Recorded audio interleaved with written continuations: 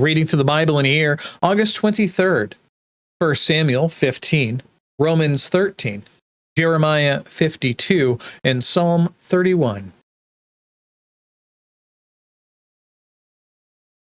And Samuel said to Saul, Yahweh sent me to anoint you king over his people Israel.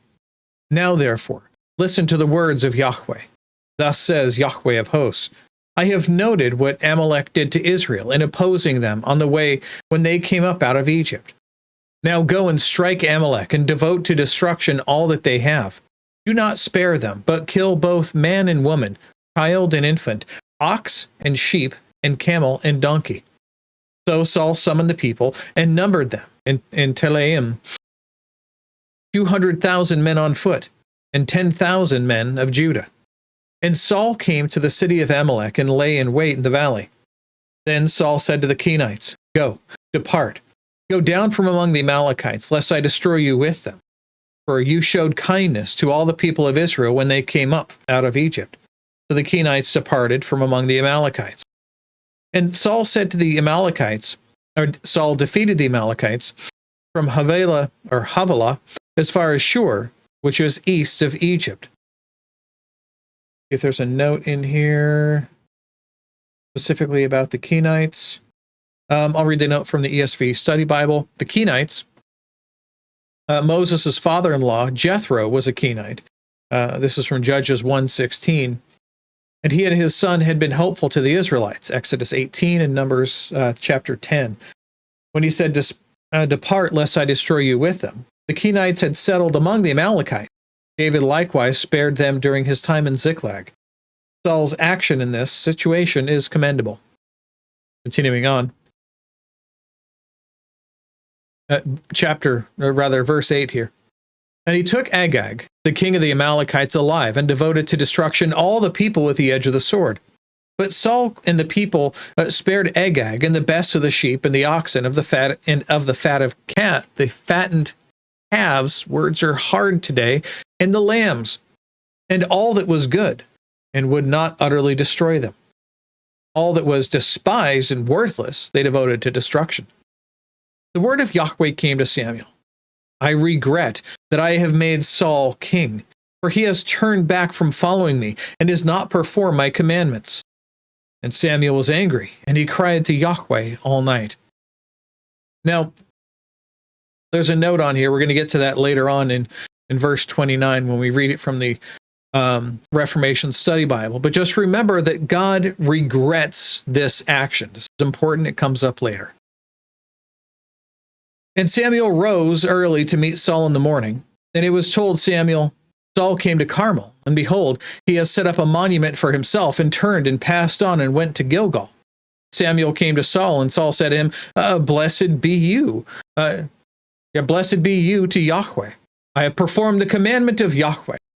And Samuel said, Then what then is this bleating of the sheep that I hear, and the lowing of oxen that I hear? And Saul said, They have brought them from the Amalekites. For the people spared the best of the sheep and the oxen to sacrifice to Yahweh your God. The rest we have devoted to destruction. Then Samuel said to Saul, Stop, I will tell you what Yahweh said to me this night. He said to him, Speak. And Samuel said, Though you are little in your own eyes, are you not the head of the tribes of Israel? Yahweh anointed you king over Israel. And Yahweh sent you on a mission and said, Go to devote to destruction the sinners, the Amalekites, and fight against them until they are consumed. Why then did you not obey the voice of Yahweh? Why did you pounce on the spoil and do what was evil in the sight of Yahweh? And Saul said to Samuel, I have obeyed the voice of Yahweh. I have gone on the mission on which Yahweh sent me. I have brought Agag, the king of Amalek, and devoted the Amalekites to destruction.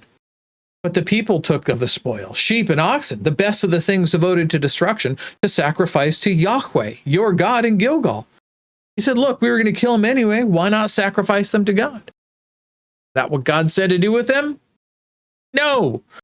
And Samuel said, Has Yahweh as great delight in burnt offerings and sacrifices as in obeying the voice of Yahweh? Behold, to obey is better than sacrifices, and to listen than the fat of rams. For rebellion, as the sin of divination, and presumption is as iniquity and idolatry, because you have rejected the word of Yahweh. He has also rejected you from being king. We're going to read the notes on these things here. This is important. So, first, the part about rebellion in verse 23. Because you have rejected, he also has rejected you. As Samuel comes to the announcement of judgment upon Saul, he expresses it in a manner that makes plain the justice of God's verdict. Offense and punishment correspond. Well, Saul's failure in chapter 13 meant that the end of any hopes for his dynasty, we already read through that. His disobedience in the present context means the end of his personal right to be king. The next chapter recounts the anointing of David and the departure of the Spirit of the Lord from Saul. Again, this isn't the Spirit of the Lord like we know it for salvation. This is a specific anointing spirit that's given to kings for leadership. Back to the text. Saul now says to Samuel, I have sinned, for I have transgressed the commandment of Yahweh and your words, because I feared the people and obeyed their voice. Now, therefore, please pardon my sin and return with me, that I may bow before Yahweh. This may sound like he is repenting, but he's really not. He feels bad about it, and he wants to at least still have the look of being respected by the priest of God. Verse 26, and Samuel said to Saul, I will not return with you, for you have rejected the word of Yahweh, and Yahweh has rejected you from being king over Israel. As Samuel turned to go away, Saul seized the skirt of his robe, and it tore. And Samuel said to him, Yahweh has torn the kingdom of Israel from you this day, and has given it to a neighbor of yours, who is better than you. And the glory of Israel will not lie, and also the glory of Israel will not lie or have regret. For he is not a man that he should have regret. Well, why is it we read before that God said, I regret? Seems like these are two different things. Let's read the note on this. We'll read it from the ESV Study Bible. The term regret poses a difficulty, since in verse 11 and verse 35, both say that God regretted making Saul king. Well, here Samuel denies that God will ever lie or have regret. So the term for have regret in Hebrew, nakam, can be translated relent or change one's mind. There's plenty of examples here in blue. You can see those. Or have pity or compassion, as well as be sorry or have regret. Thus, the term used in 1 Samuel 15, 11, and 35, this is the one that bookends this section of text. The first one where God says that he regretted it, and then later in verse 35, which we haven't gotten to yet, but he also says that the Lord regrets that he had made Saul king over Israel. This describes God's own feeling of sorrow or regret that Saul had turned out as he did, and does not even address the question of whether God knew of it beforehand. Well, in verse 29, we just read, where it says that God will not lie or have regret, that God will not regret or change his mind concerning a decision once he has made it. For further discussion of God's relenting from sending good or disaster on people, read the note on Jonah 3, verse 10. So, this is kind of one of those weird sections where in English we read it as the same word being said 3 times. Just like in Matthew, is it Matthew 28? No, it's not. It's at the end of, I think it's at the end of John's Gospel. When Jesus is walking with Peter. Yeah, it is. It is the end of John's Gospel. He's walking with Peter. And, Peter had rejected Jesus 3 times, and now Jesus is restoring him these 3 times, asking him, do you love me? Saying agape meaning in Greek, there's many different words in Greek for the term love. There's agape, which is the overflowing kind of overabundant love you can have. There's eros, which is kind of sexual love that a man has with his wife. And then there's phileo, which is brotherly love. And in the English, it only reads, "Do you love me?" Jesus asking him. And he responds, "Yes, Lord, you know that I love you." We're just like, okay, well, he loves him. There you go. But to read it in the Greek is to understand what's really being said. See, Jesus is asking him, do you agape me? Do you love me more than anything? Because that's what Peter had been completely saying every single time when Jesus said, excuse me, I'm going to go up and be punished, and I'm going to be killed. And, Peter led the charge saying, oh, I love you more than all of these, and therefore I will never let that happen to you. But he did. So his heart is broken over what he has done. And what do we see? Jesus asks him, do you still agape me? And Peter responds, Lord, you know that I phileo you. I give you the love of a brother, not the overarching, over-expanding love that I first said for you.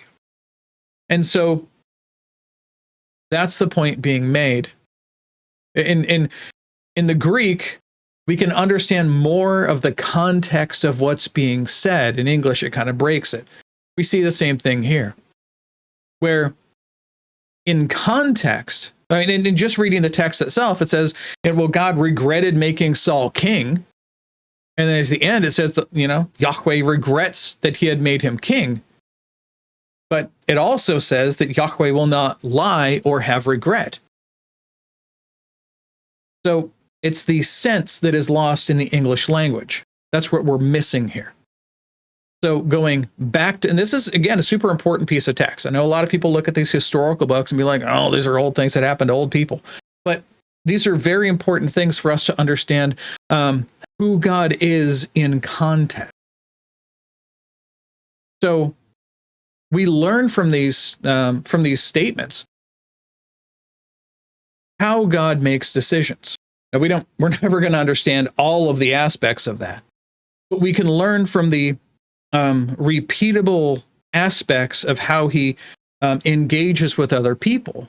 We can see it and learn that God treats people in different ways for his reasons. But he still has the same love for all of his children, yet he has, for his purposes, not based on anything we've done or deserved.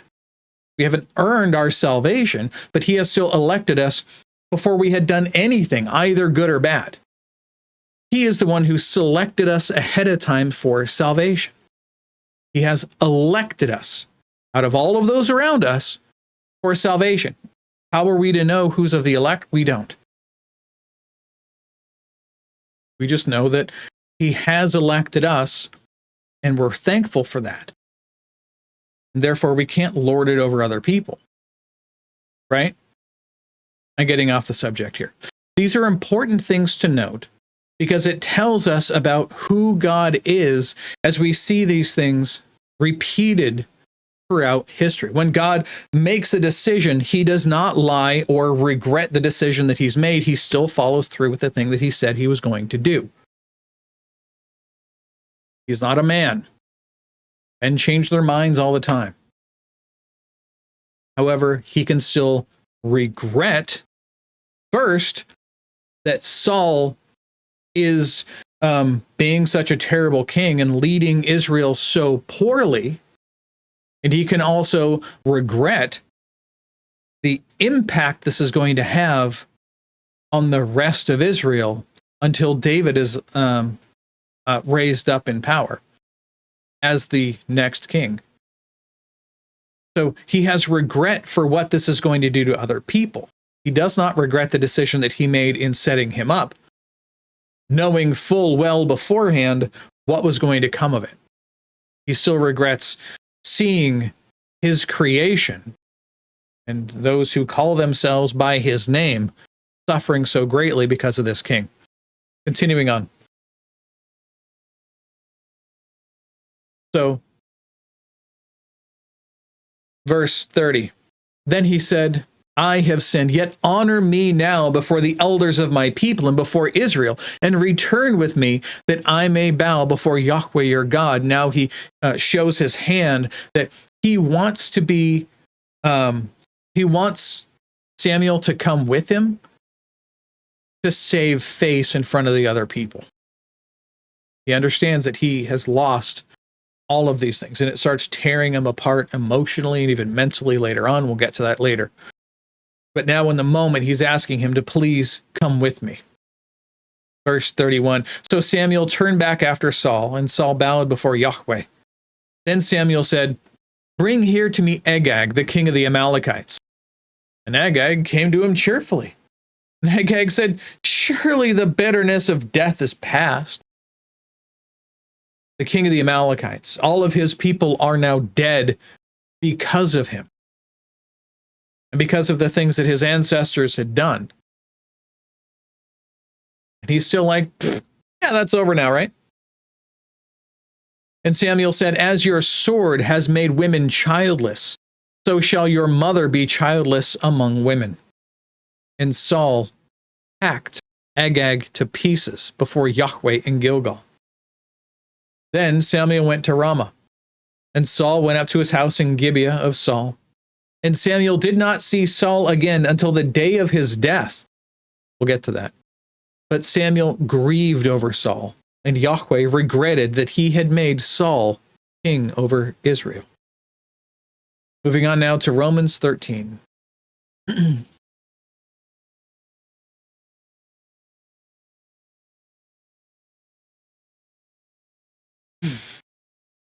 Paul continues. Let every person be subject to the governing authorities, for there is no authority except from God, and those that exist have been instituted by God. God commands the destiny of nations and their kingdoms and their leadership. We're going to get through some parts here. In our own society today in America, we live underneath a wicked and corrupt government. Now, it's not so bad that they're killing Christians in the street yet. Might it happen? It could. Jesus certainly said that that was possible. It's happened in the past. So why couldn't it happen now? We already see the government, many people turning against Christianity, and the government just like, well, can't control that. That's just the way things work. So it's important that we read this and understand what it's saying. Again, tons of notes in this section. Strongly recommend that you pause and read through all of them. There's an amazing article in the middle here on civil government from the Reformation Study Bible. Continue on. Verse 2. Therefore, whoever resists the authorities resists what God has appointed, and those who resist will incur judgment. For rulers are not a terror to good conduct, but to bad. Would you have no fear of the one who is in authority? Then do what is good, and you will receive his approval. For he is God's servant for your good. But if you do wrong, be afraid. For he does not bear the sword in vain, for he is the servant of God, an avenger who carries out God's wrath on the evildoer, or on the wrongdoer. Therefore, one must be in subjection, not only to avoid God's wrath, but also for the sake of conscience. This is important now, and it's very important coming up tomorrow. For because of this, you also pay taxes, for the authorities are ministers of God, attending to this very thing. Pay to all what is owed to them. Taxes to whom taxes are owed. Revenue to whom revenue is owed. Respect to whom respect is owed, and honor to whom honor is owed. Owe no one anything except to love one another. For the one who loves another has fulfilled the law. For the commandments, you shall not commit adultery, You shall not murder, you shall not steal, you shall not covet, and any other commandment are summed up in this word: you shall love your neighbor as yourself. We talked about this before. This is the second tablet or the second table of the Ten Commandments. Love does no wrong to a neighbor. Therefore, love is the fulfilling of the law. Besides this, you know the time, that the hour has come for you to wake from sleep. For salvation is nearer to us now than when we first believed. The night is far gone, the day is at hand. So then, let us cast off the works of darkness and put on the armor of light.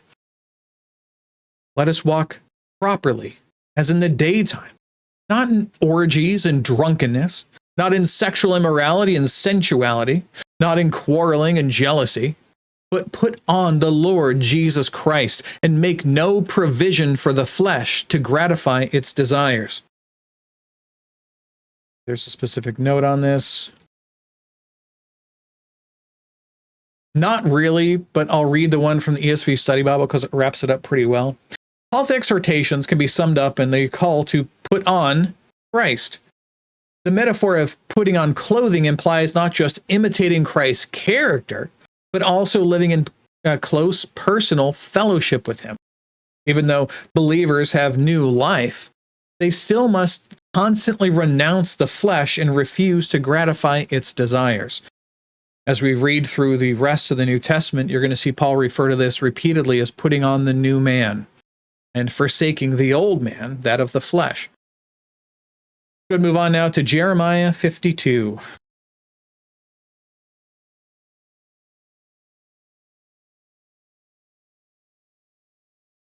Zedekiah was 21 years old when he became king, and he reigned 11 years in Jerusalem. His mother's name is Hamutal, the daughter of Jeremiah of Libnah. And he did what was evil in the sight of Yahweh, according to all that Jehoiakim had done. For because of the anger of Yahweh, it came to the point in Jerusalem and Judah that he cast them out from his presence. And Zedekiah rebelled against the king of Babylon. And in the 9th year of his reign, in the 10th month, on the 10th day of the month, Nebuchadnezzar, king of Babylon, came with all his army against Jerusalem and laid siege to it. And they built siege works all around it. So the city was besieged till the 11th year of King Zedekiah. On the 9th day of the 4th month, the famine was so severe in the city that there was no food for the people of the land. Then a breach was made in the city, and all the men of war fled and went out from the city by night by way of the gate between the two walls, by the king's garden. And the Chaldeans were around the city, and they went in the direction of the Arabah. But the army of the Chaldeans pursued the king and overtook Zedekiah in the plains of Jericho, and all his army was scattered from him. Then they captured the king and brought him up to the king of Babylon at Riblah in the land of Hamath, and he passed sentence on him. And the king of Babylon slaughtered the sons of Zedekiah before his eyes, and also slaughtered all the officials of Judah at Riblah. Once again, it was Zedekiah's option, as Jeremiah had told him repeatedly, surrender yourself to him and you and all the officials will live. But nevertheless, you will see him eye to eye and face to face. He rejected doing this, allowed this siege to continue for a long time, finally tried to run away, running away, abandoning the people whom he was supposed to take care of. What happened to him? After all of the people who he would have had alive, had he done so, had he done what Yahweh had commanded through Jeremiah, after seeing all of them killed before him, Nebuchadnezzar had the eyes plucked out of Zedekiah. So the last thing he saw was his own sons being killed in front of him. Had him bound in chains, and the king of Babylon took him to Babylon and put him in prison till the day of his death. In the 5th month, on the 10th day of the month, that was the 19th year of King Nebuchadnezzar, king of Babylon, Nebuzaradan, the captain of the bodyguard, who served the king of Babylon, entered Jerusalem. He burned the house of Yahweh, and the king's house, and all of the houses of Jerusalem. Every great house he burned down. And all the army of the Chaldeans who were with the captains and the captains of the guard broke down all the walls around Jerusalem. And Nebuzaradan, the captain of the guard, carried away captive some of the poorest of the people, and the rest of the people who were left in the city, and the deserters who had deserted to the king of Babylon, together with the rest of the artisans. But Nebuzaradan, the captain of the guard, left some of the poorest of the land to be vine dressers and plowmen.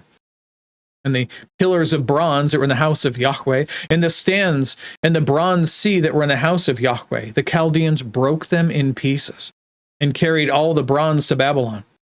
And they took away the pots, the shovels, the snuffers, and the basins, and the dishes for incense, and for all the vessels of bronze used in temple service.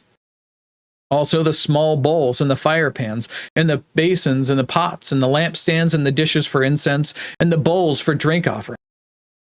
What was of gold, the captain of the guard took away as gold. What was of silver, as silver. As for the 2 pillars, the one sea, the 12 bronze bowls that were under the sea, and the stands which Solomon the king had made for the house of Yahweh, the bronze of all these things was beyond weight. As for the pillars, the height of one pillar was 18 cubits. Again, remember, a cubit is 18 inches. Its circumference was 12 cubits, and its thickness was 4 fingers. It was hollow. On it was a capital of bronze. The height of one capital was 5 cubits. A network of pomegranates, all of bronze, were around the capital.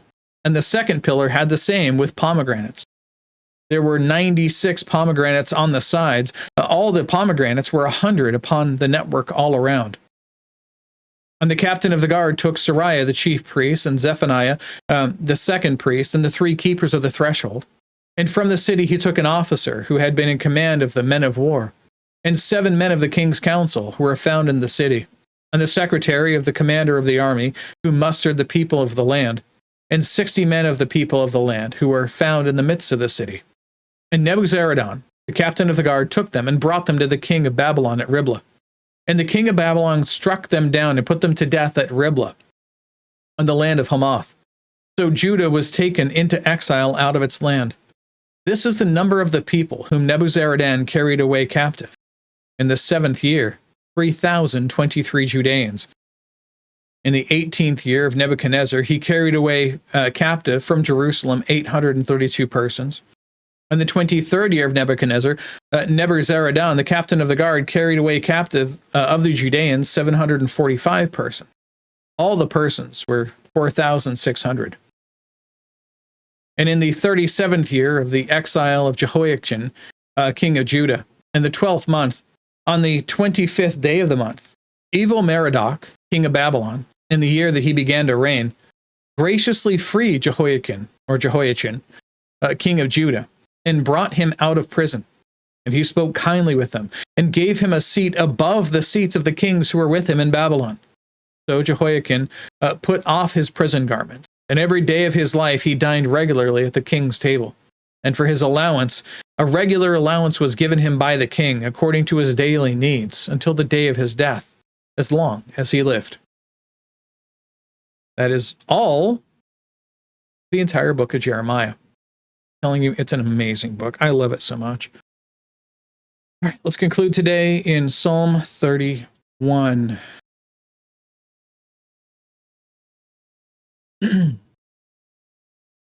In you, O Yahweh, do I take refuge.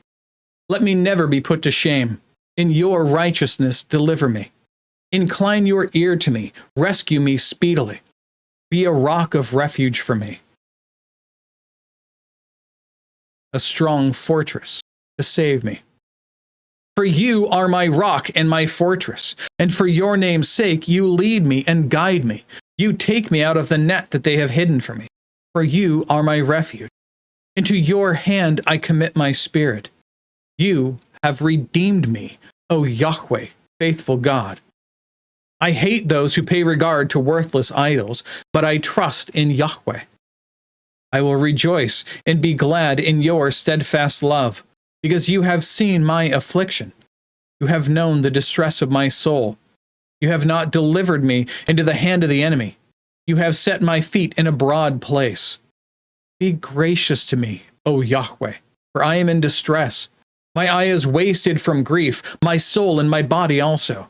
For my life is spent with sorrow, and my years with sighing. My strength fails because of my iniquity, and my bones waste away. Because of all my adversaries, I have become a reproach, especially to my neighbors, and an object of dread to my acquaintances. Those who see me in the street flee from me. I have been forgotten, like one who is dead. I become like a broken vessel, for I hear the whispering of many, terror on every side, as they scheme together against me, as they plot to take my life. But I trust in you, O Yahweh. I say, you are my God. My times are in your hand. Rescue me from the hand of my enemies and from my persecutors. Make your face shine on your servant. Save me in your steadfast love. O Yahweh, let me not be put to shame, for I will call upon you. Let the wicked be put to shame. Let them go silently to Sheol. Let the lying lips be mute, which speak insolently against the righteous in pride and contempt. Oh, how abundant is your goodness, which you have stored up for those who fear you, and worked for those who take refuge in you, in the sight of the children of mankind. In the cover of your presence you hide them from the plots of men. You store them in your shelter from the strife of tongues. Blessed be Yahweh, for he has wondrously shown his steadfast love to me when I was in a besieged city. I had said in my alarm, I am cut off from your sight. You heard the voice of my pleas for mercy when I cried to you for help. Love Yahweh, all you his saints. Yahweh preserves the faithful, but abundantly repays the one who acts in pride. Be strong, and let your heart take courage, all you who wait for Yahweh. That's it for today. That is all the reading and all the notes. God willing, we'll be back tomorrow. Behold the word of the Lord.